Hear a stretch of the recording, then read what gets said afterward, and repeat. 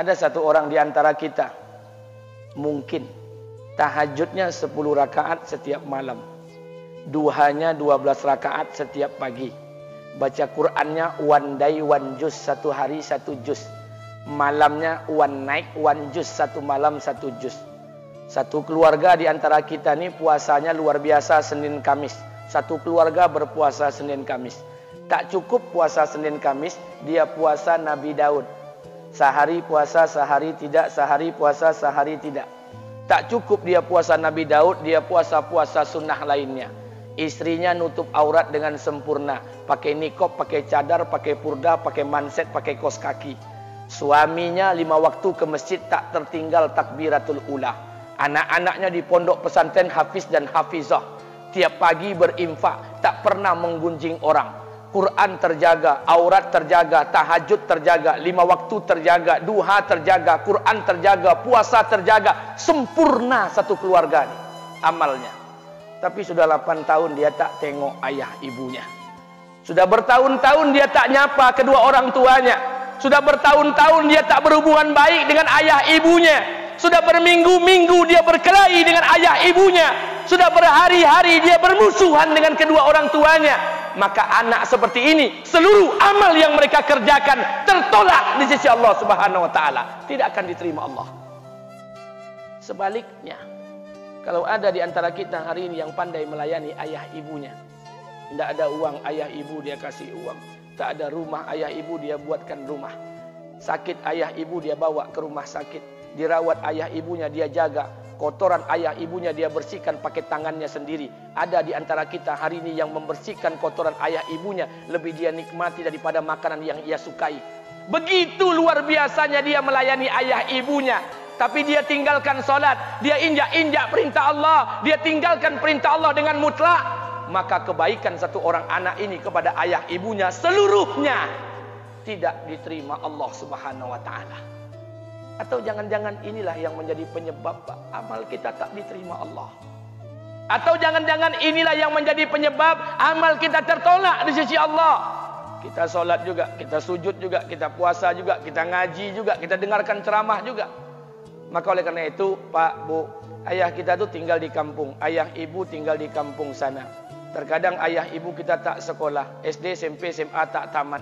Dia sekolahkan kita SD, SMP, SMA, S1, S2, S3 dengan harapan hidup kita lebih baik daripada keadaan dia sekarang. Tapi apa yang membuat kita jarang untuk menjenguk mereka? Saya ingin sampaikan buat kita bersama. Ayah ibu kita tak tahu kita ni eselon 1, eselon 2, Pak. Ayah ibu kita tak tahu pangkat PNS kita 3A, 3B, 3C, 3D, 4A, 4B, 4C, 4D. Ayah ibu kita tak tahu kita ni public figure.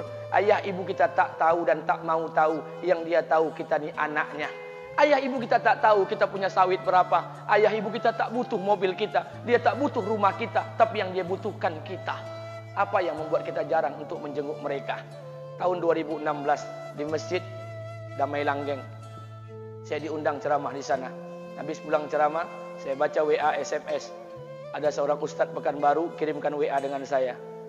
Saya baca 2 kali, air mata saya menetes. Kenapa? Karena WA itu berisi cerita satu orang ibu sedang menelpon anaknya. Ibunya nelpon anaknya. Assalamualaikum nak. Waalaikumsalam, kata anaknya. Kata ibunya, nak, sudah 1 bulan kau tak tengok ibu. Apa yang membuat engkau berhalangan, nak? Apakah kau sibuk dengan pekerjaanmu? Minggu yang kedua ibunya telpon lagi. Assalamualaikum nak. Kata anaknya, waalaikumsalam. Kata ibunya, nak, ibu dapat kabar apa engkau baru beli mobil baru. Apa betul nak? Kata anaknya, betul bu. Kata ibunya, alhamdulillah nak, ibu bangga. Kau pandai menyenangkan hati anak istrimu. Minggu yang ketiga ibunya telpon lagi. Assalamualaikum nak. Kata anaknya, waalaikumsalam. Kata ibunya, nak, ibu dapat kabar bahwa engkau baru beli rumah baru.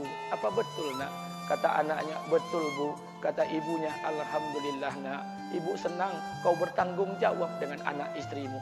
Minggu yang keempat ibunya telpon lagi. Assalamualaikum nak. Waalaikumsalam. Kata ibunya, nak, tadi ibu pergi ke pasar, ibu jumpa temanmu di pasar.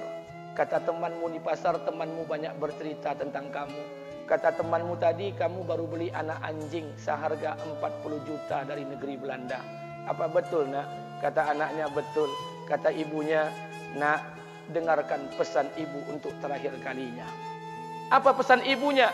Wahai anakku, engkau pelihara 1 ekor anjing. Kau siapkan harga anjing 40 juta. Kau siapkan rumah untuk anjingmu depan rumahmu. Kau jaga anjingmu pagi, siang, dan sore. Kau mandikan anjingmu pagi, siang, dan sore. Kau kasih makan anjingmu pagi, siang, dan sore. Demi Allah nak, dengarkan pesan ibu untuk terakhir kalinya. Apa kata ibunya? Demi Allah nak, demi Allah.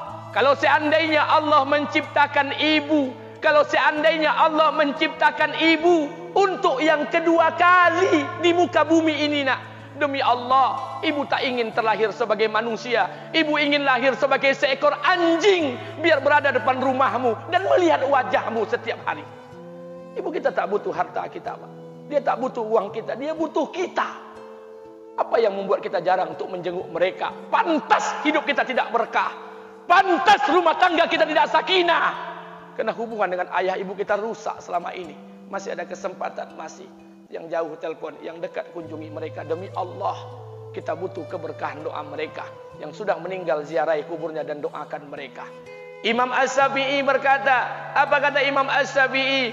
Manusia zalim, manusia bodoh, kalian tak tahu. Apabila ayah dan ibu kalian mengangkat tangan di malam hari, dia berdoa kepada Allah untuk anaknya. Doanya cuma sekali, malamnya cuma sekali, hanya sekali saja doanya. Apa kata Imam Syafi'i? Sekali doa ayah dan ibu kalian sudah cukup bagi Allah untuk menjadikan kalian anaknya berkah dunia akhirat. Hari ini berapa banyak doa ayah dan ibu kita, tapi tidak ada keberkahan buat anak mereka. Kenapa? Hati mereka tersakiti. Maka pulang, Pak, cari mak bapak kita. Kita punya rumah hari ini, Bu, kita punya rumah, punya harta, punya uang, punya pekerjaan, punya kekayaan, punya sawit. Kita jadi orang hari ini jadi pegawai bukan kena sarjana kita, Pak. Kita jadi orang hari ini bukan kena otak kita. Kita jadi orang hari ini bukan kena kepintaran kita. Kita jadi orang hari ini jangan-jangan kena keberkahan doa ayah dan ibu kita yang tak pandai tulis baca di kampung sana. Cari mak bapak kita, Pak. Demi Allah, kita butuh keberkahan doa mereka. Apa guna di kehidupan dunia sementara Allah tidak ridho dengan kehidupan kita? Pantas amal kita tertolak di sisi Allah. Maka pulang ke rumah cari mak dan bapak kita yang masih hidup, duduk bersama mereka. Kalau seandainya kita tak bisa membahagiakan mereka, jangan pernah menyusahkan mereka. Kalau seandainya kita tak bisa membuat mereka tertawa, jangan pernah membuat mereka menangis. Demi Allah, kita hanya punya 1 ayah kandung. Kita hanya punya 1 ibu kandung. Tidak akan ada ayah kandung yang kedua. Tidak akan ada ibu kandung yang kedua. Harta kita cuma 1. Ayah kita cuma 1. Ibu kita cuma 1. Tidak akan ada ayah kandung yang kedua. Tidak akan ada ibu kandung yang kedua. Pangkat jabatan bisa dicari. Harta bisa diraih. Kesempatan membahagiakan ayah dan ibu kita hanya sekali di kehidupan dunia ini, Pak. Pulanglah. Ketika mereka memanggil, tinggalkan istri, tinggalkan pekerjaan, tinggalkan semua proyek kita. Demi Allah, datangi mereka. Kata Nabi, sesaat kalian duduk bersama ayah dan ibu kalian akan mendatangkan keberkahan. Kenapa kalian tidak duduk bersama mereka? Jangan-jangan inilah yang menjadi penyebab amal-amal kita tertolak di sisi Allah.